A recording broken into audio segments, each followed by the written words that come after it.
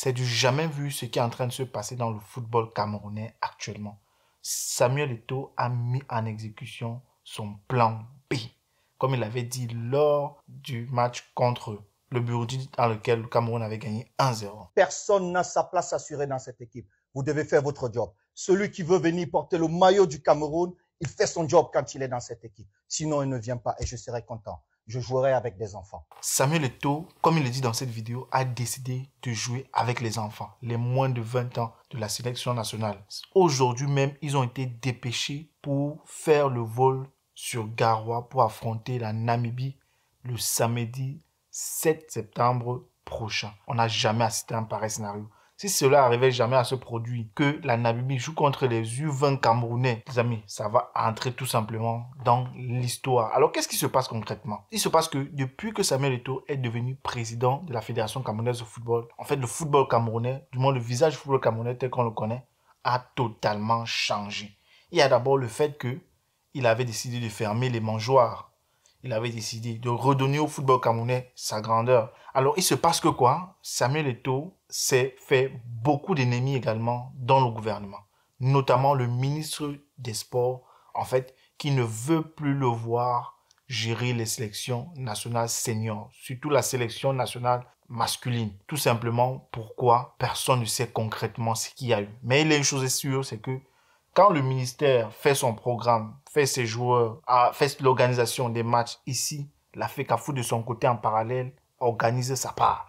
Donc, ça part actuellement dans tous les sens. Hier, donc, après l'arrivée des joueurs complets qui ont été sélectionnés pour les prochains matchs des Lions Indomptables, ils ont été logés au Hilton Hotel, alors que la FECAFOOT prévoyait de les loger, eux, à Douala, parce que le match qui devait se jouer selon la FECAFOOT dans un premier temps à Japoma, à Douala, doit se jouer encore cette fois-ci selon la FECAFOOT à Garoua. Or, le ministère des Sports qui a l'agrément des joueurs, parce qu'il faut savoir, il faut dire ici que les joueurs en fait ont décidé de suivre l'État du Cameroun.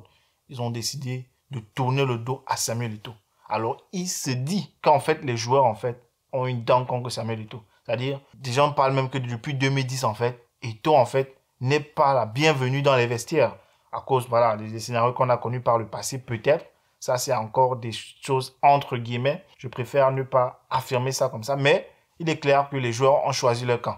Les joueurs ont pour la majorité atterri à Yaoundé. Ceux qui ont même atterri à Douala ont fait le déplacement pour rallier Yaoundé, pour rejoindre la totalité de l'effectif. On assiste là donc à un scénario totalement bizarre. Je préfère le dire comme ça dans un premier temps. Les joueurs, en fait, à Yaoundé suivent leur plan. Mais Samuel Eto'o a décidé de contre-attaquer. Il a décidé de dépêcher. C'est aujourd'hui même un staff qui va amener les U20 affronter la Namibie le 7 septembre prochain. Ce que la fédération a fait, c'est totalement extraordinaire parce que quand je suis tombé sur cette information, c'était tellement, je ne sais pas, amusant, ridicule, tout à la fois. Quand les U20 sont arrivés à l'aéroport, ils ont monté dans l'avion. Certainement, un coup de fil a été lancé. On a décidé que l'avion ne décolle pas. Ils ont été dépêchés de l'avion. Devait redescendre. C'est-à-dire, aucun vol vers Garoua, vous ne jouez pas, alors que les petits étaient déjà motivés, vous voyez les vidéos là sur Internet. Mais on se demande qu'est-ce qui se passe. De l'autre côté, le ministère des Sports a également décidé d'appeler en renfort le Premier ministre du Cameroun.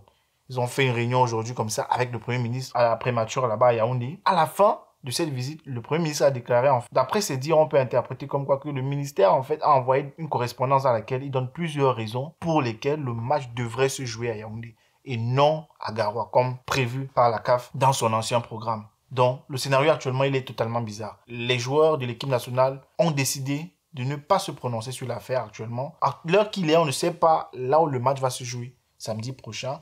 Et chose qui est bizarre, c'est que quelque part, j'ai l'impression que le scénario tourne au ridicule. Ça tourne plus à un règlement de compte en utilisant les autres qu'autre chose. Je me dis, à quel moment est-ce que ces gens font preuve de maturité? Je veux dire, que ce soit de la part de l'un et de l'autre. À quel moment ils pensent réellement aux intérêts du football camerounais? Je veux dire, que ce soit Samuel Eto'o, pourquoi négliger les autres sélections et vouloir absolument se concentrer sur les seniors? C'est pourquoi le ministère en fait abandonne les autres fédérations et a pour seul focus la FECAFOOT. Quand on sait qu'il n'y a eu que 8 athlètes camerounais pendant les Jeux Olympiques, certains de ces athlètes se sont préparés par eux-mêmes. C'est-à-dire ils ont fait toute leur préparation, ils ont payé à leurs frais, de leur poche. C'est absolument extraordinaire ce qu'on apprend. Soit c'est l'argent, soit c'est un conflit d'ego, règlement de compte. Bref, normalement, dans un pays normal, cela ne devrait pas avoir lieu. Mais le fait est que actuellement, le ministère des Sports est clairement en train de gagner ce bras de fer contre Samuel Eto'o. Il ne baisse pas les brassières.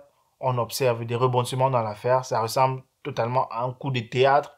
Les Camerounais ont même oublié que les inscriptions sur les listes électorales se terminaient le 31 août dernier. En fait, tout le monde est focalisé en fait sur qu'est-ce qui va se passer demain.